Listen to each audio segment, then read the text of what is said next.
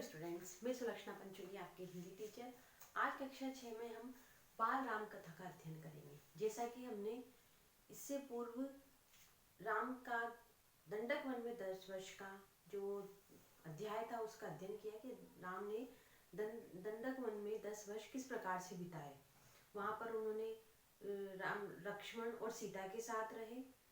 जब वहाँ पर शूर्पणखा आई तो शूर्पणखा का उसने लक्ष्मण ने नाक कान काट दिया और मारीच जो था वह सोने का हिरण बनकर आया जो कि सीता को लुभा रहा था। इन सब का हम अध्ययन करेंगे। राम को मायावी हिरण ने बहुत छकाया, उसे वह बहुत दूर ले गया। जो राम मायावी था हिरण अर्थात जो मारीच था रावण के द्वारा भेजा गया था, क्योंकि जब शूर्पणखा की नाक काटी गई लक्ष्मण द्वारा तो शूर्पणखा यह बात लेकर रावण के पास लंका गई। इस प्रतिशोध लेने के लिए, इस चीज का प्रतिशोध लेने के लिए जब शूर्पणखा ने रावण से बोला कि तुम उसका संहार करो, उसको मारो, तो रावण ने बोला कि मैं उसको किस प्रकार से मारूं, मैं वहां किस तरह से जाऊं। तो उसने कहा कि उसकी पत्नी जो है सीता वह अत्यंत सुंदर है, तुम उसको अपने पास रख लो, अपनी महारानी बना लो, तो उसका स्वयं का संहार हो जाएगा। वह अपनी पत्नी से बहुत प्रिय, अपनी पत्नी को बहुत प्रिय है, अपनी पत्नी से बहुत प्रेम करता है। उसका छोटा भाई लक्ष्मण भी उसके साथ है। वह उसे दूर ले गया, जो मारीच था वह उसे हिरण बनकर दूर ले गया। हिरण को पकड़ने में राम के सारे प्रयास विफल हुए। राम ने उस पर निशाना साधा, बाण लगते ही वह गिर पड़ा और असली रूप में आ गया। मारीच ने अपना रूप और आवाज दोनों बदल लिए थे। वह धरती पर पड़े हुए जोर से चिल्लाया, हा सीते, हे सीते, हे लक्ष्मण। जो मारीच था वह जोर जोर से चिल्ला रहा था। जब वो नीचे गिरा घायल होकर तो उसका रूप आ गया, वह एक राक्षस में परिवर्तित हो गया। तो वह जोर जोर से चिल्ला रहा था ताकि उधर से जो सीता और लक्ष्मण थे, तो लक्ष्मण सीता को अकेला छोड़कर यहाँ पर राम के पास आते और रावण जो था वह सीता का हरण कर लेता। तो इस प्रकार से जब वो मारीच चिल्लाया तो वह हे सीते, हे लक्ष्मण, हे सीते अर्थात वह राम की आवाज निकाल रहा था। रावण विशाल वृक्ष के पीछे खड़ा था। वह जल्दी ही कुटिया पर पहुंचा। जैसे ही लक्ष्मण वहां से निकले, बहुत समय के बाद जब लक्ष्मण ने हाँ करी जाने की, जब सीता ने उसको कई प्रकार की उलाहना दी, तब लक्ष्मण ने वहां पर एक लक्ष्मण रेखा खींची और बोला कि भाभी आप इससे बाहर कदम ना रखना और न ही आपके पास कोई आ सकता है। वह जल्दी कुटिया पर पहुंचा। इधर लक्ष्मण ने चौकसी बढ़ा दी। उन्हें राम का आदेश याद था। सीता वह आवाज सुनकर विचलित हो गई। उन्होंने लक्ष्मण से कहा, तुम जल्दी जाओ, तुम्हारे भाई किसी कठिन संकट में फंस गए हैं, जाओ लक्ष्मण जल्दी। लक्ष्मण ने सीता को आश्वस्त करते हुए कहा, राम संकट में नहीं है, उनका कोई कुछ नहीं बिगाड़ सकता है। सीता क्रोध से उबल पड़ी। लक्ष्मण का इस प्रकार शांत रहना उन्हें अच्छा नहीं लगा। उन्हें लगा कि लक्ष्मण राम का भला नहीं चाहता, वह चाहता है कि राम न रहे ताकि राजपाट उन दोनों का हो जाए। ये सीता के मन में चलने लगा। सीता की बातों से लक्ष्मण को गहरा आघात पहुंचा। उनका हृदय छलनी हो गया।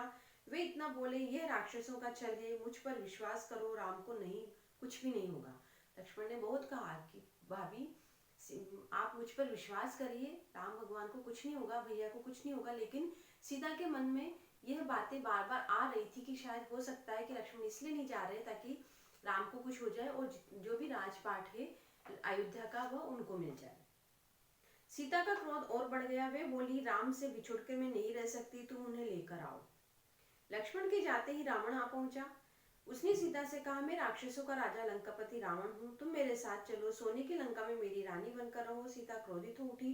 वे बोली, मैं प्राण त्याग दूंगी पर तुम्हारे साथ नहीं जाऊंगी। रावण ने सीता की बात अनसुनी कर दी। उसने उन्हें खींचकर रथ में बिठा लिया। रावण जो था वह साधु का वेश रूप धारण करके आया था। बोला कि मुझे भिक्षा दो।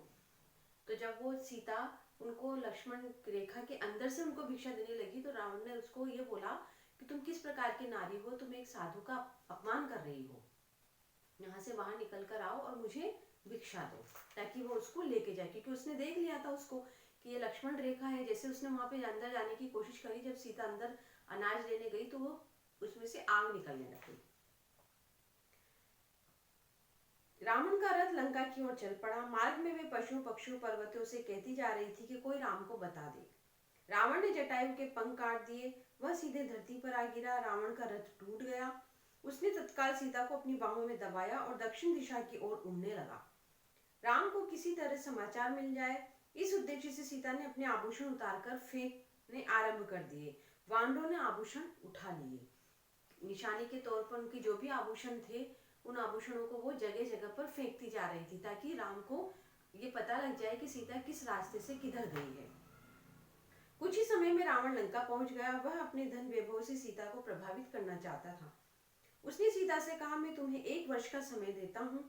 निर्णय तुम्हें करना है, मेरी रानी बनकर लंका में राज करोगी या विलाप करते हुए जीवन बिताओगी। सीता बार बार रावण को धिक्कारती रही और राम का गुणगान करती रही। राम की प्रशंसा सुन रावण चिंतित हो उठा। उसने सबसे बलिष्ठ 8 राक्षसों को बुलाया और उन्हें पंचवटी जाकर राम लक्ष्मण को मौका मिलते ही मार डालने का आदेश दे दिया। उधर सीता को पाने के लिए रावण ने उन्हें अंतपुर से निकालकर अशोक वाटिका में बंदी बना लिया। रावण ने सब कुछ किया, पर सीता का मन नहीं बदला। राम ने सोचा, सीता अकेली रही तो राक्षस उन्हें मार डालेंगे। राम ने मन में कई प्रकार की आशंकाएं थी। अब सीता की खोज शुरू हो गई है राम के द्वारा। उन्होंने सोचा कि सीता अकेली रही तो राक्षस उन्हें मार डालेंगे। तभी उन्हें लक्ष्मण आते दिखाई दिए। राम को अनिष्ट की आशंका हो गई। उन्हें पता लग गया राम को कि कुछ न कुछ तो गलत होने वाला है। लक्ष्मण ने राम से कहा, देवी सीता ने मुझे विवश कर दिया। भ्राते, उनके कटु वचन में सहन नहीं कर सका। उन्होंने इस प्रकार के मुझे वचन कहे कि मैं उनको सहन नहीं कर पाया, इस वजह से मैं आपके पास आ गया। लक्ष्मण ने राम से कहा, यह जानते हुए कि आप सकुशल हैं, मुझे कुटिया छोड़कर आना पड़ा। राम बोले, तुम्हें मेरी आज्ञा का उल्लंघन नहीं करना चाहिए था। कुटिया अभी दूर थी। राम ने वहीं से पुकारा, सीते तुम कहाँ हो? पर कोई जवाब नहीं आया। राम की आवाज पेड़ों से टकराकर हवा में विलीन हो गई। सीते तुम कहाँ हो? पर कोई जवाब नहीं आया। राम भागते हुए आश्रम पहुंचे। कुटिया में जाकर देखा, सीता का कोई पता नहीं था। सीता के बिछुड़ना उनके लिए असहनीय था। वे सुध-बुध भुला बैठे। उनकी मानसिक स्थिति विषिप्त थी। राम का दुख लक्ष्मण से नहीं देखा जा रहा था।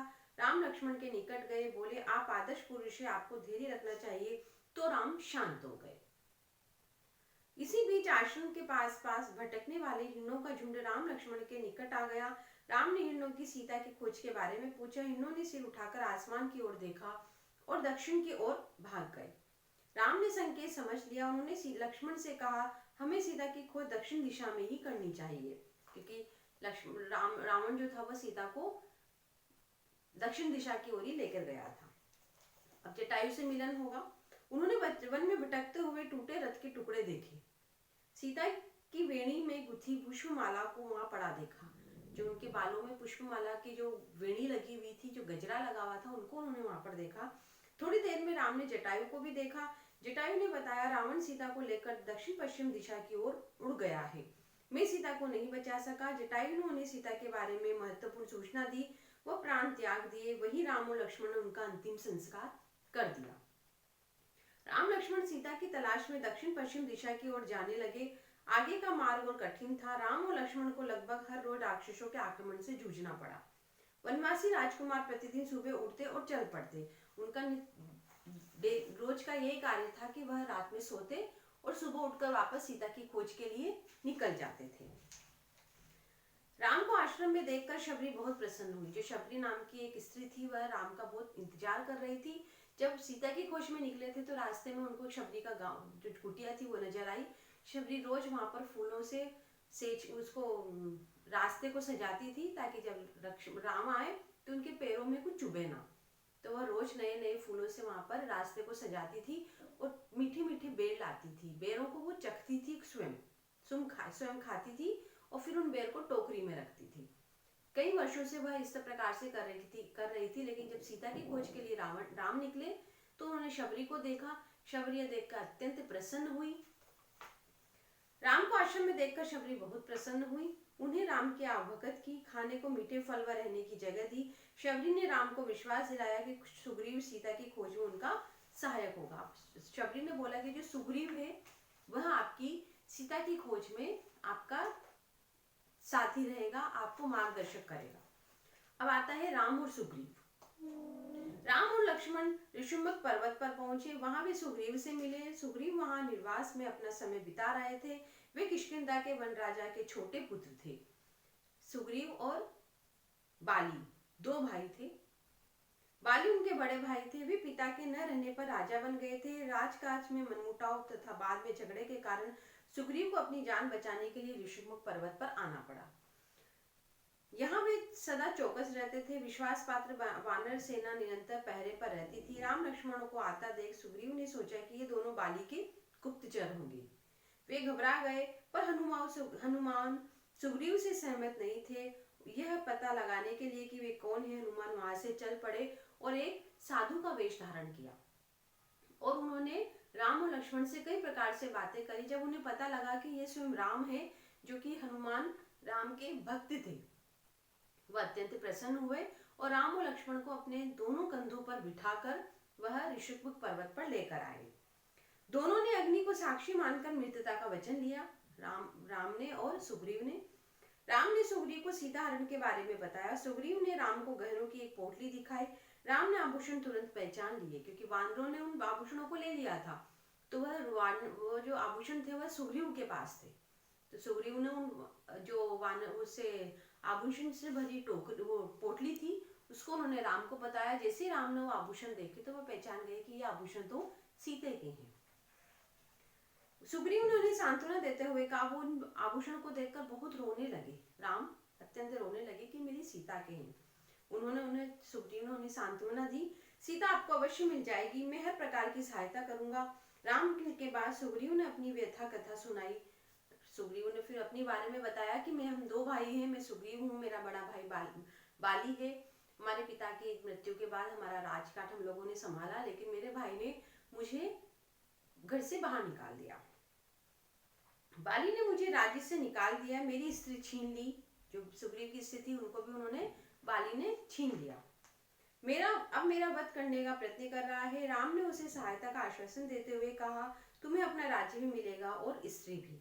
राम ने अपनी शक्ति का प्रदर्शन करते हुए शाल के 7 विशाल वृक्षों को एक ही बाण में टकराकर गिरा दिया। यह देख सुग्रीव ने हाथ जोड़ लिए।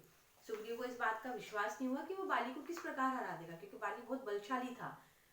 तो राम ने क्या किया कि 7 वृक्षों की डाली को एक साथ इकट्ठा करके और उसको एक तीर में ही समाप्त कर दिया। तब सुग्रीव को विश्वास हुआ कि हाँ, ये बाली को हरा सकते थे। बाली का वध। योजना बनाकर राम लक्ष्मण और सुग्रीव किष्किंधा पहुंच गए। सुग्रीव और बाली में मल्ल युद्ध हुआ। युद्ध में बाली भारी पड़ रहा था। सुग्रीव किसी तरह से जान बचाकर वहां से भागा और सीधा ऋषिमुख पर्वत पर आकर रुका। सुग्रीव को राम पर क्रोध आया, क्योंकि राम ने समय पर बाण नहीं चलाया था। पर राम की कठिनाई दूसरी थी, क्योंकि दोनों का चेहरा मिलता था। दोनों भाइयों के चेहरे मिलते जुलते थे। बाली को राम पहचान नहीं पाए थे। बिना पहचाने बाण चलाने पर सुग्रीव को भी लग सकता था। उन्होंने समझा बुझाकर सुग्रीव को एक और युद्ध के लिए तैयार किया। किष्किंधा पहुंचकर उसने बाली को चुनौती दी। बाली पैर पटकता अंतपुर से बाहर आ गया। वह क्रोध से उबल रहा था। वह एक घूंसे से सुग्रीव का काम तमाम कर देता। तभी राम का बाण बाली की छाती में लगा और वहीं पर ढेर हो गया। जो राम थे उन्होंने उन दोनों में अंतर करने के लिए एक अलग तरह की एक माला जो थी वह सुग्रीव को पहनाई और एक अलग तरह की माला बाली को पहनाई, जिससे उनको अंतर पता लग जाता कि कौन सुग्रीव और कौन बाली है। सुग्रीव का फिर राज्याभिषेक हुआ। जल्दी में सुग्रीव का राज्याभिषेक कर दिया गया। बाली के पुत्र अंगद को युवराज बना दिया गया। राम किष्किंधा से लौट आए। वर्षा ऋतु में के कारण लंका रोहण कुछ समय के लिए स्थगित कर दिया गया। लंका पे जाना बारिश की वजह से कुछ समय के लिए बंद कर दिया।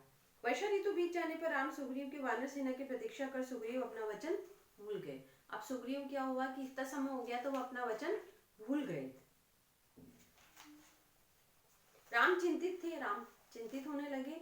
हनुमान ने याद दिलाने पर सुग्रीव ने वानर सेना एकत्र करने का आदेश दिया, पर सुग्रीव की सेना नहीं पहुंची। राम सुग्रीव के इस विवाद से क्षुब्ध थे, परेशान हो गए वो कि सुग्रीव ने मेरे साथ इस प्रकार से धोखा किया, किंतु राम फिर कुछ ना बोले। राम को चिंतित देख लक्ष्मण किष्किंधा चले गए। उन्होंने वहां धनुष पर प्रत्यंचा चढ़ाई। उनकी टंकार से सुग्रीव कांप गया।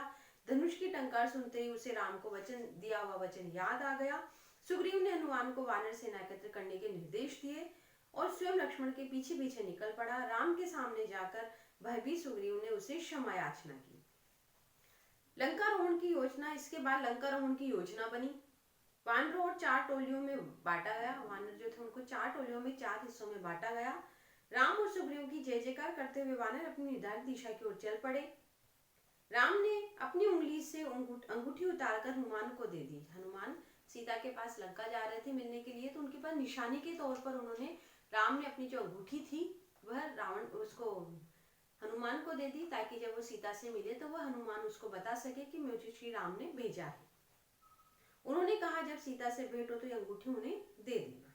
सीता के लंका में होने की सूचना। दक्षिण की ओर चलते चलते अंगद और हनुमान की अगुवाई में वानर टोली ऐसी स्थान पर पहुंची जिसके आगे विशाल समुद्र था। अब बहुत बड़ा समुद्र आ गया। अब उस समुद्र को किस तरह से पार किया, जैसे कहते हैं कि लंका 7 समुद्र पार है। तभी जटायु ने भाई संपाति से उन्हें बताया कि सीता लंका में है, रावण उन्हें लेकर गया है, सीता तक पहुंचने का यही रास्ता है। सीता की सूचना मिलने से वानर दल प्रसन्न हुआ, पर फिर भी निराश हो गया। आगे समुद्र था, समुद्र को पार करना संभव नहीं था। वानर दल असमंजस में था। इसी बीच जामवंत की दृष्टि हनुमान पर पड़ी कि हनुमान जो है वो तो कुछ भी कर सकते हैं, उनको कुछ किसी चीज को करने के लिए उन्हें केवल याद दिलाना पड़ता है।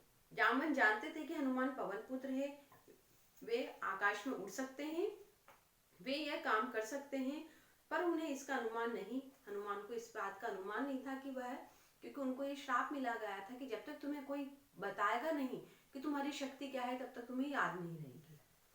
हनुमान की सोई हुई शक्ति को जगाते हुए जामवंत ने कहा, हनुमान जाओ, आपको जाना होगा, आप यह कार्य कर सकते हैं।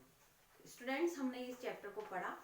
अब हनुमान जो है वह लंका जाएंगे, सीता से मिलेंगे और वहां पर लंका को जलाएंगे। आगे का चैप्टर हम बाद में पढ़ेंगे। Thank you.